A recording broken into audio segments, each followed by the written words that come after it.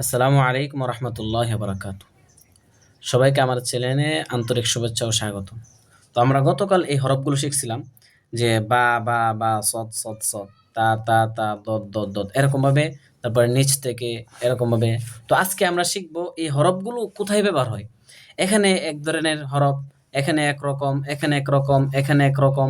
অর্থাৎ এই যে একটা হরফ তিন ধরনের, এই যে বাটা তিন রকম, সদটা তিন রকম, তাটা তিন রকম, দরটা তিন রকম, হাটা তিন রকম, কাফটা তিন রকম। এই হরফগুলো কোথায় ব্যবহার হয় আপনি ভালোভাবে ভালো করে এই কায়দাটা মনে রাখবেন, এই নিয়মটা মনে রাখবেন যে এই যে এই লাইনের যতগুলো হরফ আছে, এই লাইনের যতগুলো হরফ আছে, এই সবগুলো হরফ শব্দের শেষে ব্যবহার হয়।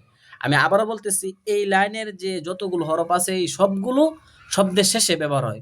তো দেখিনি আমরা শব্দের শেষে কিভাবে ব্যবহার হয়। যেমন এটা হচ্ছে একটা শব্দের শেষ, যেমন এটা নুন। দেখেন আমরা প্রথম লাইনের শব্দগুলো আমি বলছি যে এগুলো শব্দের শেষে ব্যবহার হয়। যেমন এখানে নুন, এ নুন আর এ নুন একরকম, কোনো পার্থক্য নেই। তারপরে আবার আমরা একটা শব্দ দেখি মিম। তারপরে এখানে আমরা মিম দেখি, এই যে মিম, দেখেন এখানের মিম আর এখানের মিম কোনো পার্থক্য নেই। অর্থাৎ এই লাইনের হরফগুলো এবং এই লাইনের হরফগুলো আপনার শব্দের শেষে ব্যবহার হয়। তারপর আবার আবার আমরা অন্য একটা হরফ দেখি, তারপরে হচ্ছে দাল। ধরেন এখানে দাল অবশ্য নাই, কিন্তু এগুলো সবসময় একরকমই ব্যবহার হয়। দাল, র, এগুলো সবসময় একরকম ব্যবহার হয়। মিম, তারপরে মিম, তারপরে হচ্ছে দাল, জাল, মিম, নুন। যেমন নুন, এই নুন সব অর্থে তা। দেখেন এখানে তা যেরকম শব্দের শেষ, মিথ্যা, এখানে কিন্তু শব্দের শেষ এটা। এখানে তা যেরকম এখানে একই রকম।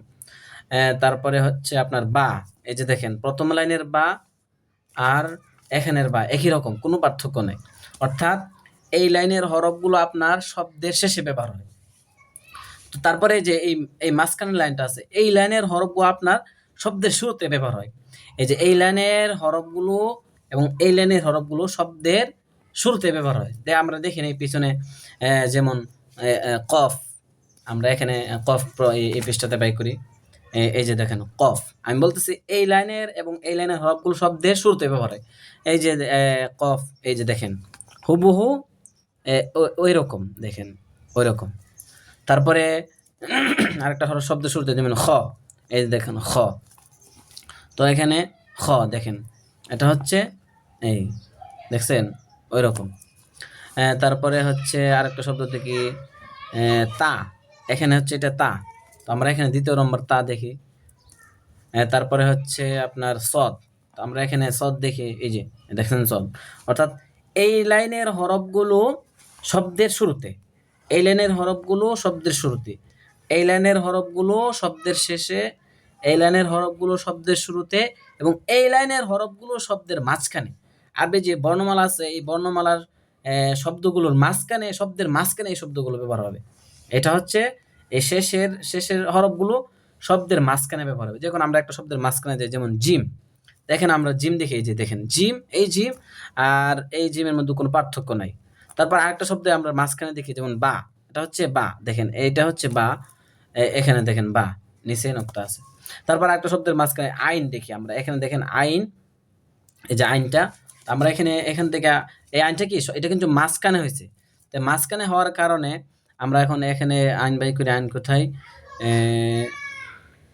এই যে দেখেন আইন, এটা কিন্তু আমি বলছি এই লাইনের হরফগুলো শব্দের মাঝখানে। দেখেন এখানের আইন আর এখানের আইন কোনো পার্থক্য নেই, এই যে আইন।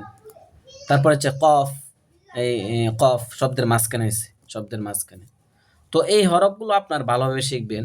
আর এই নিয়মটা মনে রাখবেন যে এই লাইনের হরফগুলো শব্দের শেষে, এটা শব্দের শুরুতে, আর এই লাইনের যে হরফগুলো আছে এটা হচ্ছে শব্দের মাঝখানে। এটা শব্দের শেষে, শব্দের শুরুতে, শব্দের মাঝখানে।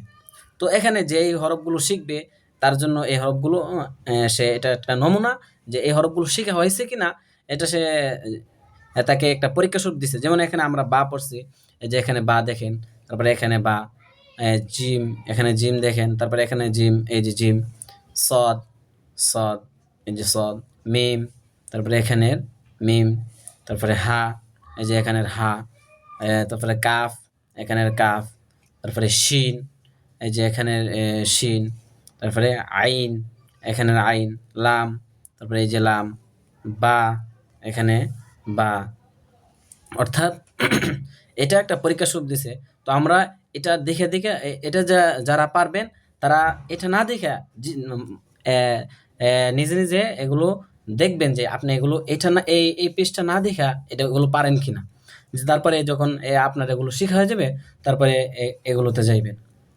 তো আল্লাহ তাআলা যেন আমাদেরকে তৌফিক দান করেন এই হরফগুলো যেন আমরা শিখতে পারি। তো আজকে কি নিয়ম শিখলাম যে এই হরফগুলো হচ্ছে শব্দের শেষে, আর এইগুলো হচ্ছে শব্দের শুরুতে, আর এইগুলো শব্দের মাঝখানে। শব্দের শেষে, শব্দের শুরুতে, শব্দের মাঝখানে। তো যারা এগুলো শিখা হয়ে যাবে তাদের জন্য একটা পরীক্ষা স্বরূপ দেওয়া হয়েছে যে আপনারা নিজে নিজে বলবেন বা, জিম, ফা, সদ, মিম, হা, কাফ, শিন, আইন, লাম, বা, গইন, কাফ, কফ, সিন, হা, তা, মিম, দদ, খ, জিম, ইয়া, সা, হা, হা, হামজা, গইন, ফা, নুন, আইন। আল্লাহ তাআলা যেন আমাদেরকে সঠিক তৌফিক দান করেন।